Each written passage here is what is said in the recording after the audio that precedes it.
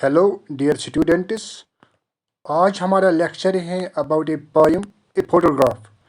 यहाँ हमें टाइटल से ही मालूम होता है ये फोटोग्राफ के बारे में, मगर ये आपको याद रखना है ये भी एक ऑटोबायोग्राफिकल पोएम है।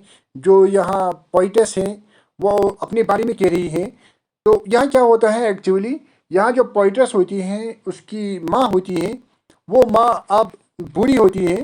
तो वो फिर उसको अपनी जो ये बेटी उसकी होती है यानी कि पोइटेस, वो उसको एक फोटोग्राफ दिखा रही थी जो उसने अपने कजन्स दो कजन्स के साथ उठाया था किसी साहिल पर, किसी बीच पर। बहुत मतलब जवानी में उन्होंने उठाया था। तो वहाँ वो सीधी सी बात है, छोटी थी, बहुत ब्यूटीफुल थी, तो वो इसको यही दिखा रही थी। तो मगर जब उसकी फिर डेथ होती है, जो ये पोइटस है इसको भी फिर याद आता है जैसे कि उसकी माँ को याद आ रहा था अपनी जवानी, तो अब पोइटस को भी ये अपनी माँ याद आ रही थी। तो इसी के बारे में हमें यहाँ कह रहा है। अब हम वर्ड टू वर्ड देखेंगे और फिर लिटरेरी टर्म्स भी देखेंगे।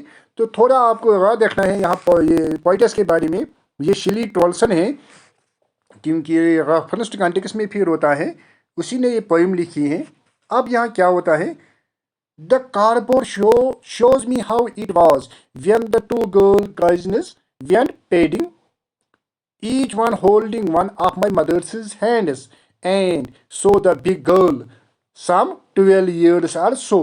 यानी कि ये यहाँ कह रहा है कि जो कार्डबोर्ड मुझे दिखा रहा है, कार्डबोर्ड हमें यहाँ इसलिए कह रहा है कि जो ये फोटोग्राफ है ये थोड़ा मतलब मोटा था, या इसलिए या उसका जो उस पर जो फ्रेम लगा हुआ है वो फ्रेम शायद कार्डबोर्ड का होगा, इसलिए ये कह रहा है, इसलिए ये कह रही है।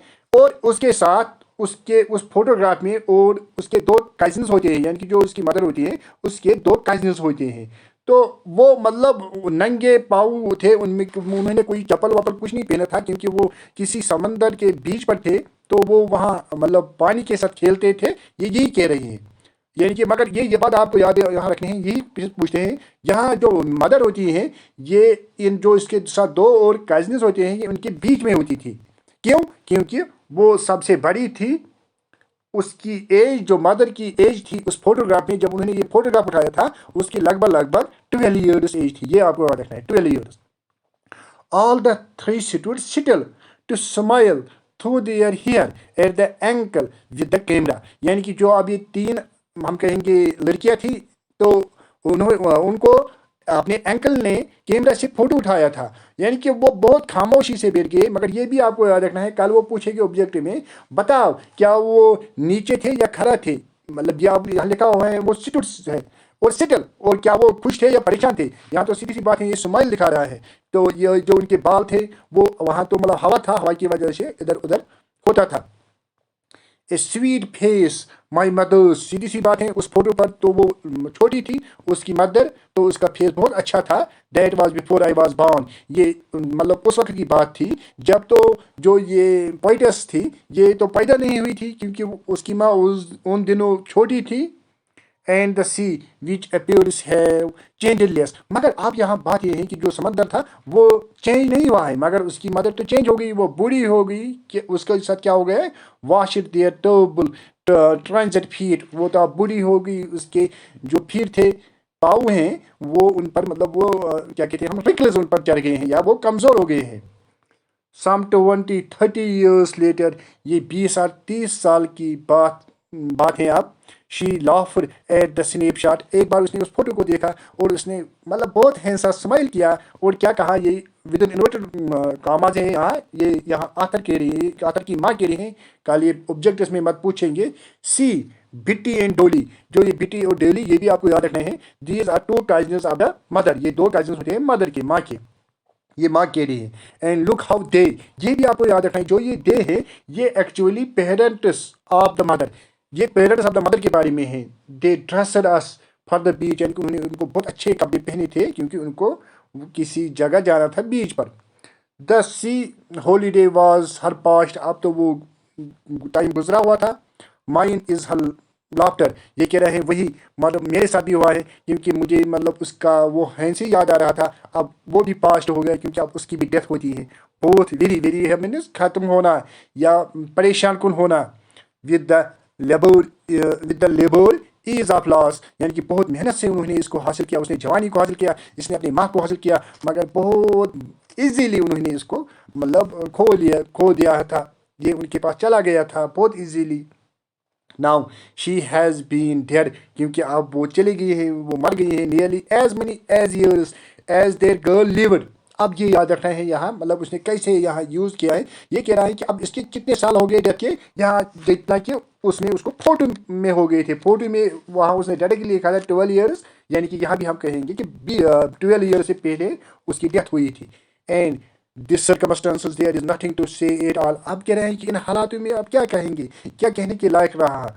इट साइलेंसेस, उस साइलेंस ने, उस मतलब खामोशी ने मुझे खामोश करवाया है। अब आपको याद रखना है कि अब हम थोड़ा लिटरेरी टर्म्स जहाँ लिखेंगे, क्योंकि पोइमिटी में लिटरेरी टर्म्स ज़रूर होते हैं। पोइम तो लिटरेरी टर्म्स की वजह से ही होती है, पोइम म्यूजिकल होनी चाहिए, पोइम में लिटरेरी टर्म्स होने चाहिए। तो ज़्यादातर यहाँ एल्ट्रेशन है। एल्ट्रेशन का माने होता है जब कॉन्सोनेंट सिमिलर होगी, मिसाल के कार्डबोर्ड क और काइजनस क, ये तो मतलब ये है सिमिलर। इसी तरह यहाँ है सेटल स्माइल सो, यानी कि सिमिलर ये हैं कॉन्सोनेंट्स, ये आप खुद भी देख सकेंगे जहाँ भी आपको लगेगा। इसी तरह आपको याद रखना है, मिसाल के 20 है, 30 है, टो, ये तो आपको याद रखना है।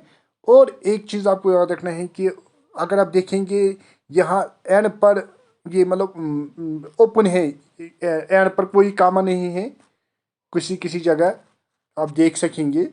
तो और यहाँ अगर हम देखेंगे इसके 3 पार्ट्स हैं। पहले पार्ट, पहले स्टेंजा या पहले पार्ट में आथर क्या कह रहे हैं, ये अपनी जो उसकी माँ होती हैं उसकी मतलब ये कहते हैं बचपन के बारे में कह रही हैं, जो वो फोटोग्राफ रिप्रेजेंट कर रहा है। फिर अब जो आज वो होती है उसके बारे में डिपेक्ट करते हैं। फिर लास्ट पर वो अब उसकी डेथ के बारे में कह रही हैं, यानी कि लाइफ तो यही है।